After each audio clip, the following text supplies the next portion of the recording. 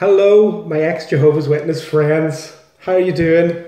It's been so long. I'm very sorry. It's not the YouTube money. It's not.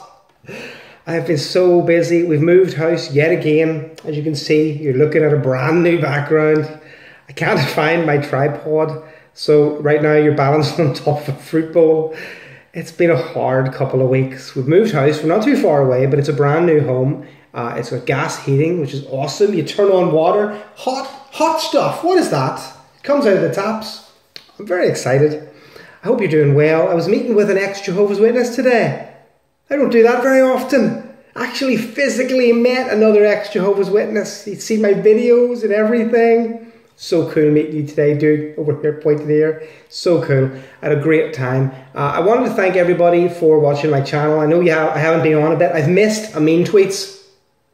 I've got a great mean tweets coming up. I'm going to do it tonight with my wife. And then we'll do a mean tweets video. Okay.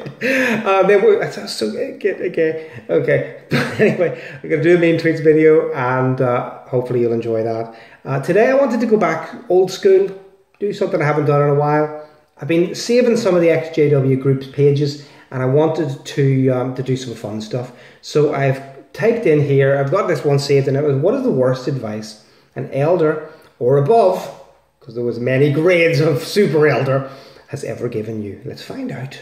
I had some good ones like, don't get an education, Neil, the end of the world's coming. Yeah, I had hair back then. Okay, so one person says, I'm not going to use the names because I don't want anyone to fall out with me. Had a CO tell me one time after I told him my dilemma about my non-believing wife wanting to put up Christmas decorations that I should go immediately home, take all of it down and then dump it outside in a dumpster and make as much noise as possible so the neighbours knew what I was doing. I just went home and told her to put them up wherever she wanted to, and I caught hell for it. Imagine that, yeah, because you're not getting divorced when you do that. That brings me back in mind to a conversation I had when I was doing a carpet cleaning job, or the beginning of this year, and I met a guy who was an ex-Jehovah's Witness, who I'd never known, along with, and his wife. And when he left for a moment to go get money, his wife actually said to me about the experiences they'd had as a worldly person living with a Jehovah's Witness, and how he had taken all her stuff and thrown it out loads of times, how he only let her put Christmas decorations in the kids' bedrooms, how he would deliberately give them their presents early. We were assholes. When I was told the presiding overseer and another elder were visiting me and my ex, that my ex had punched me in the chest and thrown me across the room, the PO said, "You got to expect these things in a marriage." Sure. I'm always getting punched in the chest by my wife, but I usually ask for it. Okay. Here's someone who says, you should get baptized. We all gave that advice. A lot of us did. I gave that advice to many young people. Hands down the worst advice, but now it seems it doesn't matter. They shun unbaptized publishers as well. So true, so true. Okay, to stop going to university to study psychology, because it is Satan's subject, I had to explain that a degree in psychology had nothing to do with hypnosis, that hypnosis was not even covered on my course. Such is the ignorance of these people. I also explained to him that all the techniques that witnesses are trained in... Oh, damn it, I flicked on something, pausing you.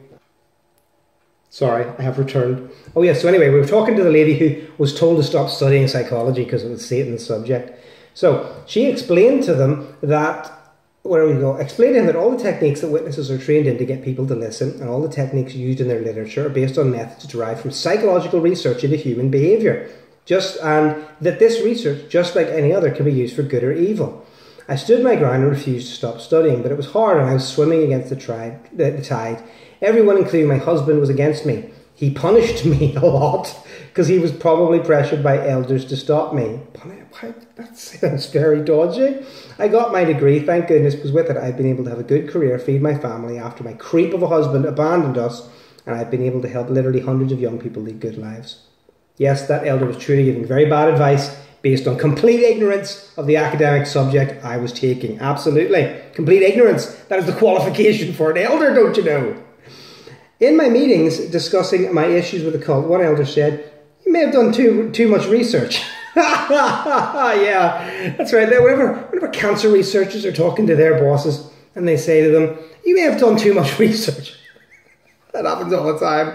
Okay. When confronting the elders with the spiritual crisis I was having, They told me I should take they told me I should take meds, and that a lot of our dear brothers are taking meds to cope with the pressures of life during these last days in the system of things. Oh, that's okay, it's fine. Just take some Prozac. It's really great when you're a witness with Prozac. Good Lord. One said I couldn't pray anymore. They only asked me, did I commit a really bad sin? I was 14. How about turning down a full academic scholarship to Vanderbilt to go slave at Bethel? I know firsthand someone who did this. And then somebody's written below, my dad did that with Harvard. Good Lord. And when you leave Bethel, you don't even get a pin. They don't even have an a cappella group. It's sad. From my circuit overseer, yes, you are right and the society is wrong, but wait on Jehovah. To stay with my abusive husband and that I still need to fulfill my wifely dues. I divorced him. Very wise. There's somebody written, another woman has written same. Another woman has written me too. I used to go to the elders in tears and panic, explaining the abuse. They looked incredibly sad when they admonished me to stay. Like they felt forced to say things they didn't believe. Shocker. I remember Ewan Watt, the great circuit overseer from Northern Ireland, once said, there are things I don't believe, but I still teach them. At least I was told he said that. I'm sure he would deny it. Give her time, she'll come back. She never did. Oh, just bad advice though, isn't it? Okay, after a back injury in 91, I got the standard wait on Jehovah speech. Meanwhile, I'm skipping meals so my kids can eat because mine was so tight. Oh, that's so sad. So sad. I was getting out of school in 91. The day I got out of school, a bird pooped on my head. And I've seen that as symbolic of my life since then. Oh, good Lord. I overheard an elder tell a pioneer lady to go on public assistance because that is what Jehovah put it in place for. One of the many things that made me question this cult. Excellent point. Whenever I was younger, I started a business that failed pretty badly. And I was left with debts of about £20,000, which is about $27,000. Not a lot now, but quite a bit when you're 17. It failed quickly. And I was in a bit of a gung-ho spiritual mood at the time. And I remember Roddy Moyer, who would still talk to, he advised me to go bankrupt. Because, that way I can go on to pioneering without the debt hanging over my head. So there you go. Good advice. Don't press charges. Elder's advice to my brother, who was beaten and strangled almost to death by another JW who was drunk off his face. That is until someone stepped in. A worldly person of all people. Don't press charges. That should be written in the Jehovah's Witness guidebook, shouldn't it? Don't go to court against your brother. Dear me. My in-laws had their son do this to them, leaving me... Sorry, I'll start again. I do not recall them giving me advice, but they also gave my emotionally abusive husband some. When we were on the verge of splitting up, he was told to take my name off the bank accounts, and the bank did it. I wonder if they had told the bank to take his name off the accounts, if they would have done it. I wonder if I had done that. No. My ex-laws had their son do this to me, leaving me with a shit ton of bills. They sold my house, no job, no education, and tried not paying child support. In all honesty, it's the best thing they could have done. Well, maybe they could have been a bit nicer. To come back to Jehovah before it's too late. The door's still open. You can flee the system of things. Come back now, we're waiting on you. Higher education is also not important, apparently. I was told at Elder I was going to major in drama at high school. He said it wasn't a good idea, because how could I use that to enhance my ministry? And I said, maybe I could get to be in a drama at the convention. He said, not likely, and sniggered. He was an asshole elder, and while a terrible father to his kids too. Fuck him. I took drama anyway, and while it was mostly useless in the ministry, I did make a shit ton of awesome worldly friends who were there for me when I got this fellowship. That is so cool, I'm glad for you, okay? I remember trying to get on the quick build team at like age 12, and I was told by the prick elder, who's a prick ministerial servant now, that asked what experience did I have. At the same time, letting all his little friends on. Scumbag.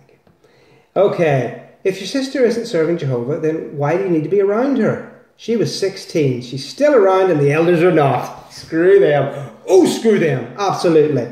You need to put your pride to the side and come back to Jehovah because the system's wrapping up. That sounds like some kind of cool thing, like, I don't know, like a you need to put your pride to the side. I like that. Okay, but don't put your pride to the side. Stay proud. Okay. From the mouth of one from Bethel, speaking to me about the GB. Even if they are wrong, you do it anyway. Oh, dear me, that's ridiculous. Bad associations spoil useful habits. Then I associated with them for another 4 years. I had to tell the CEO I needed to quit my I had a circuit overseer tell me I needed to quit my unfeminine job and find a husband to take care of me. She was a cabinet maker, a carpenter. What an awesome job! That is so nice. What pricks. Oh, what do we know? That I needed to stay with my sexually abusive husband who would attack me in my sleep at night for the sake of the congregation. The same guy who admitted to paedophile attractions after we were married. So I was not going to have kids with him. I do not blame you. I'm not naming you. But here was the advice. Get a 2-bedroom apartment so I could sleep separate and just lock my door to keep him out. No! I divorced him. They stalked me. I got disfellowshipped. He got remarried to a woman with 3 daughters. And we all lived happily ever after. Except the woman and 3 daughters, no doubt. That is so screwed up. I was discussing an issue at a summer job I had. The elder said, why do you have a job? School is almost here. Oh, I don't get that. Anyway. Next one. Okay. To take advantage of the free education. At not 1 but 2 schools where I worked, they also discouraged me from getting counselling when I was depressed and suicidal. That advice I disregarded. Wise. I have seen counselling myself, and it can be very helpful. Throw the book away. It was a shepherding call, and I told the elders about what I'd seen in one of the publications. Mirrored images of demons, etc. I gave them the name of the book and the page number, at which I've since blanked and was horrible. Their advice was to throw the book away, even though it was one of their own publications. Ooh. Okay. When I was 13 and wanted to go live with my disfellowship mother, they told me that if I do, I will be dead in God's eyes. Kid, you know, when you're 13, you think you're really old, don't you? But like, I have a 9-year-old daughter, and they're babies. And 13-year-olds are not much better. That's so sad. Telling my brother he would be destroyed at Armageddon if he didn't return to Jehovah. Oh my God, that is absolutely disgusting. Okay. After being disfellowshipped, I wrote 2 letters to come back. The second I had with them, the elder tells me, have you tried informal witnessing? Mind you, I'm now disfellowshipped, and he's telling me I should informally witness about the religion that kicked me out. But I can't identify myself as either. I really couldn't help but laugh at that one. Don't go into counselling. Turns out I'm bipolar. Counselling saved my life. Very good. I'm pleased to hear it. An elder wanted to be my best friend. Got on well for a long time. Then I found out he was shagging my wife. Sorry, that's so sad. It's not funny at all. That happened in my hall, except it was the other way around. There was a guy shagging the elder's wife, and she didn't even get a public reproof. How'd that work? How'd that happen, Alison? Oh, if you're interested to find out. Sorry, it wasn't Alison. It wasn't you. You're a great witness. Oh my goodness. The reason your husband was beating you was probably because you had demons in your house and didn't realise it. This video is too long, but I can't stop myself. To keep my 4-year-old sexual assault by an elder within the organisation. Oh, I'm not even joking about that. My father was the PO at the time, and I depended on my parents for support as a single mum. I naively did as I was told, and now my daughter is an adult. And although I've been out of the Jehovah's Witnesses for 20 years, it has torn my relationship with her apart, and I'm not going to say another fucking word about that. That's... Stop taking my blood pressure medication. What possible conversation did that come up in? Hi sister, we missed you at the meeting. Stop taking your blood pressure medication. Piss off. To come over and sleep with him and have mad passionate sex with ice cubes and red wine. Are the ice cubes in the red wine? Inquiring minds want to know. My sister was being hit on by elder dad. Oh, my sister was being hit by my elder dad and his very spiritual wife. I said I was going to the police, and I was told I would be in big trouble with the congregation. No, because Jehovah's Witnesses are not abusive, violent people. They're practically pacifists. Can you believe you can't join the army, but you can beat the shit out of your kids? To marry my first husband, it was actually a circuit overseer. I had been reinstated after coming back pregnant from hitchhiking around the country. I had a baby and was happily raising her on my own. Okay. No marriage doesn't... No. Okay, sorry. Moving on. Leave the matter in Jehovah's hands. He'll take care of it. He has done a bang-up job of that, hasn't he? That is despicable. Don't give blowjobs. really last thing told me before I told him to fuck off 18 years ago. Well, God bless you, woman. If that's what brought you out, took you over the edge and got you out of the witnesses, on behalf of all mankind, Semper Fi. You're one of the good ones. Okay, not to go to the police. I'm not even going to read why, because we all know why, don't you? She was raped. That's right. Because that doesn't happen in the Jehovah's Witnesses. Dear me. To not wear this cool blue dress I had when I saw a few girls wearing the same dress at the next assembly and looking great, and at the same time having this elder tell me that he wished his wife had a dress like that. That's because he was looking at your legs, I suggest. Dear me. It was to my husband. Jehovah may love you, but that doesn't mean he likes you. Nobody likes me. I don't expect Jehovah to like me either. If he exists, I don't think so. Sorry. Okay.